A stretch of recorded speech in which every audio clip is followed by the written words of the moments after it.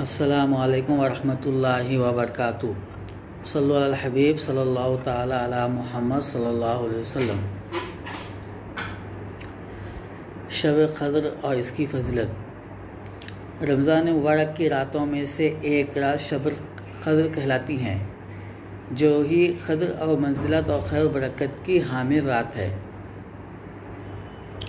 اسی رات کو اللہ تعالیٰ نے 1000 مہینوں سے افضل قرار دیا ہے۔ 1000 مہینوں کے 83 برس 4 ماہ بنتے ہیں۔ گویا جس شخص نے یہ ایک رات عبادت میں گزاری، اس نے 83 برس 4 ماہ کا زمانہ عبادت میں گزار دیا، اور 83 برس کم از کم، کیونکہ خیر من الف شہر کہلاتا کہے اس کی امر کی طرف اشارہ ہے۔ اللہ کریم جتنا زیادہ اجر فرمانا ہے چاہے گا اللہ تعالیٰ عطا فرمائے گا۔ اس کا اجر اندازہ انسان کے بس سے باہر ہے۔ شب قدر کا معنی مفہوم۔ امام زہری رضی اللہ رحمۃ اللہ علیہ فرماتے ہیں، جس کا معنی مرتبہ چونکہ رات باقی راتوں کے مقابلے شرف و مرتبے کے لحاظ سے بلند ہے، اس لیے اسے لیلۃ القدر کہا جاتا ہے۔ حضرت عبداللہ بن عباس رضی اللہ تعالیٰ عنہ سے مروی ہے کہ اللہ تعالیٰ نصف شعبان کی رات کو تمام فیصلے فرما دیتا ہے، اور چونکہ اس رات میں اللہ تعالیٰ کی طرف سے 1 سال کی تقدیر فیصلے کا قلم اور ان کے فرشتوں کو سونپ دیتا ہے، اس لیے یہ لیلۃ القدر کہلاتی ہے۔ اس رات کو قدر کے نام سے تعبیر کرنے کی وجہ بھی یہ بیان کی جاتی ہے کہ اس رات میں اللہ تعالیٰ نے اپنی قابل قدر کتاب اور قابل قدر امت کے لیے صاحب قدر رسول کی معرفت نازل فرمائی۔ یہی وجہ کہ اس میں سورہ لفظ قدر 3 دفعہ آیا ہے۔ قدر کا معنی کا بھی آتا ہے،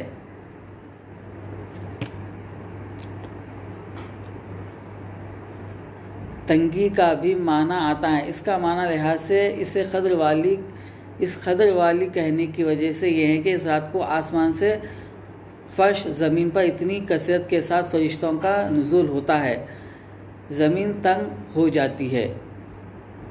امام ابو بکر الورق قدر کہنے کی وجہ بیان کرتے ہوئے کہتے ہیں کہ یہ رات عبادت کرنے والوں کو صاحب قدر بنا دیتی ہیں، اگرچہ وہ پہلے ہی اس کے لائق نہیں تھے۔ یہ رات کیوں عطا ہوئی؟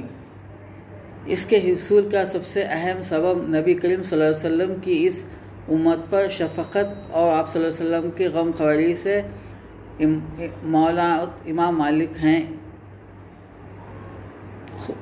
آپ صلی اللہ علیہ وسلم کی غم خواری ہے۔ جب رسول پاک صلی اللہ علیہ وسلم کو سابقہ لوگوں کی عمروں پر آگاہ فرمایا گیا تو آپ صلی اللہ علیہ وسلم نے ان کے مقابلے میں اپنی امت کے لوگوں کی عمر کو کم دیکھتے ہوئے یہ خیال کیا کہ میری امت کے لوگ اتنی کم عمر میں سابقہ امتوں پر برابر نہیں کیسے کر سکیں گے عمل۔ آپ صلی اللہ علیہ وسلم کو لیلۃ القدر عطا فرمائی، جو 1000 مہینوں سے افضل ہے۔ اس کی تائید حضرت ابن عباس رضی اللہ تعالیٰ عنہ سے منقول روایت سے بھی روایت ہے کہ آپ صلی اللہ علیہ وسلم کی بارگاہ قدس میں بنی اسرائیل کے ایک ایسے شخص کا تذکرہ کیا گیا جس نے 1000 برس تک 1000 ماہ تک اللہ تعالیٰ کی راہ میں جہاد کیا۔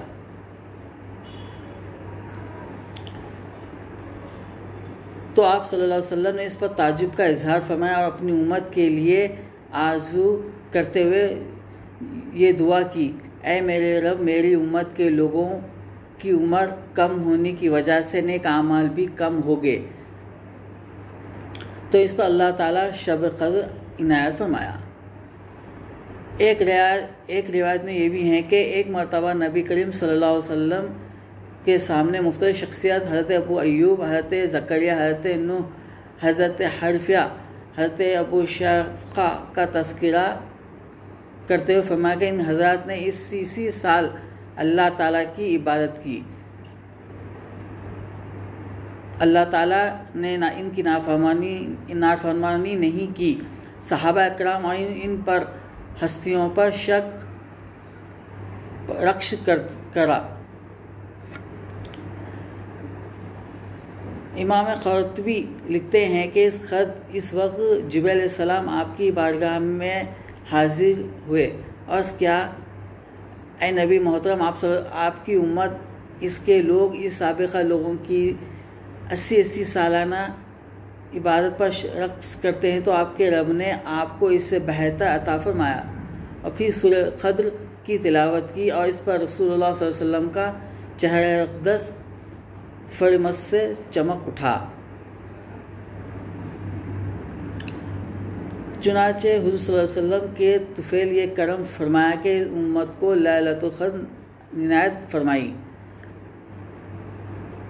امت محمد صلی اللہ علیہ وسلم کی خصوصیات۔ لیلۃ القدر آپ صلی اللہ علیہ وسلم کی امت کی خصوصیات ہیں۔ امام جلال الدین سیوطی رحمۃ اللہ علیہ اور حضرت انس سے نقل کرتے ہیں کہ رسول اکرم صلی اللہ علیہ وسلم نے یہ مقدس رات اللہ تعالیٰ نے فقط میری امت کو عطا فرمائی، اور سابقہ امتوں میں یہ شرف کسی کو بھی نہیں ملا۔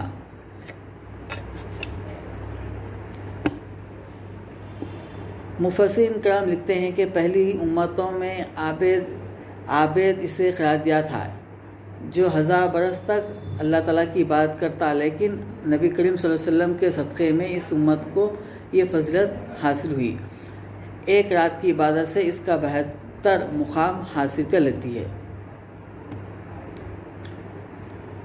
سابقہ امتوں کا عابد اور وہ شخص ہونا جو 1000 ماہ تک اللہ تعالیٰ کی عبادت کرتا تھا، لیکن اس کے مقابلے میں اللہ تعالیٰ اس امت کے افراد کو یہ شب قدر عطا کی گئی، جس کی عبادت میں 1000 ماہ سے بہتر قرار دی گئی۔ گویا عظیم نعمت بھی سرکار دو عالم صلی اللہ علیہ وسلم کی غلامی کے صدقے اس امت کو نصیب ہوئی۔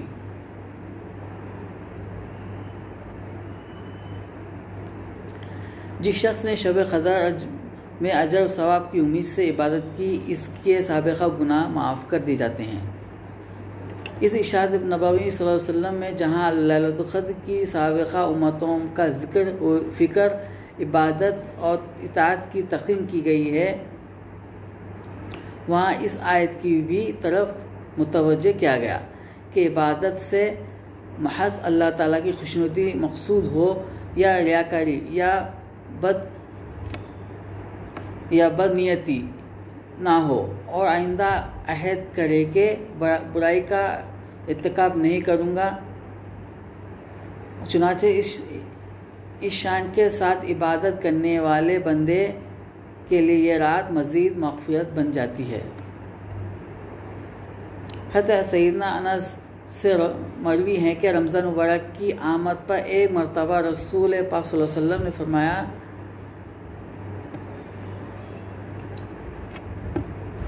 جو شخص اس رات کو، اس میں ایک رات ہے جو 1000 مہینوں سے افضل ہیں، جو شخص اس رات سے محروم رہ گیا گویا وہ سارے خیر سے محروم رہا۔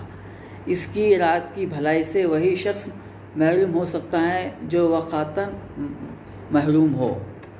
ایسے شخص کی محرومی میں وقتاً شک ہو سکتا ہے کہ جو اتنی بڑی نعمت کو غفلت کی وجہ سے گزارے۔ جب انسان معمولی باتوں کے لیے کتنی راتیں جاگ کر بسر کر لیتا ہے، تو اس سال کی عبادت سے افضل عبادت کے لیے 10 راتیں کیوں نہیں جاگ سکتا؟ اس سال کی عبادت سے افضل عبادت کے لیے 10 راتوں کو نہیں جان سکتا۔ حضرت انس رضی اللہ تعالیٰ عنہ سے روایت کرتے ہیں، رسول خدا صلی اللہ علیہ وسلم نے فرمایا، لیلۃ القدر کی فضیلت بیان کرتے ہوئے شب قدر کو جبرائیل امین فرشتوں کی جھڑپ میں زمین پر اترتے اور ہر شخص کے لیے دعا مغفرت کرتے جو کھڑے بیٹھے یعنی حال میں اللہ کو یاد کر رہا ہو۔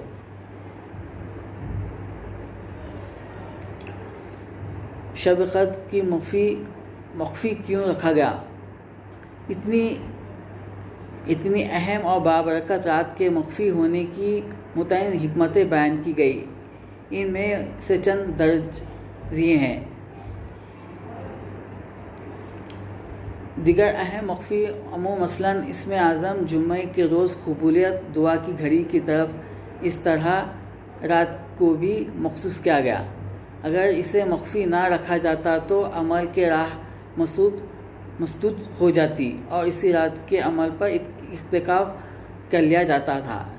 ذوق عبادت میں دام کی خواہش اس کو اشکار نہیں کیا گیا۔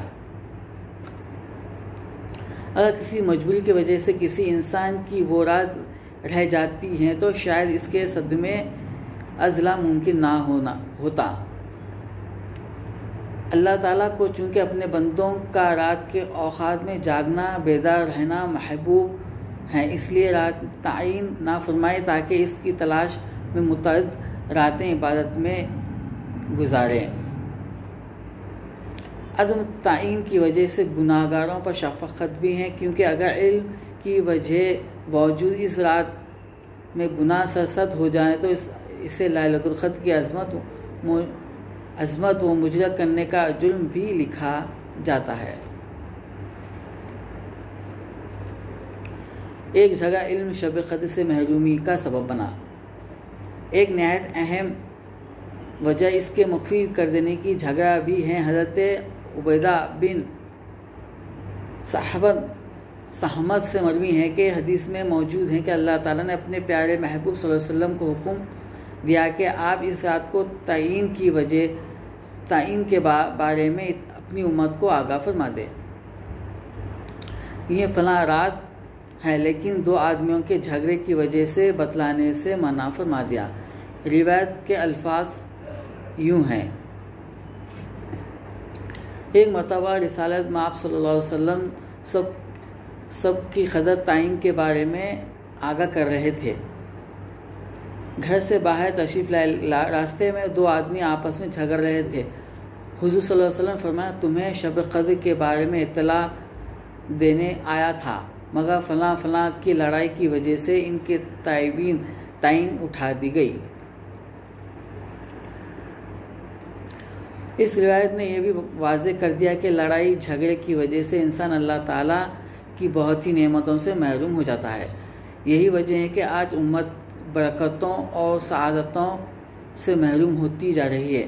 مذکورہ روایت ہیں کہ بعض لوگوں کو غلط فہمی ہوتی ہے کہ شاید اس کے بعد تعین شب قدر کا آپ کا علم نہ رہا، حالانکہ یہ بات درست نہیں، کیونکہ شارحین حدیث نے تفسیر کر دی ہے کہ تعین کا علم جو اٹھا لیا گیا تو صرف اسی لیے 1 سال کی بات تھی، ہمیشہ کے لیے نہیں۔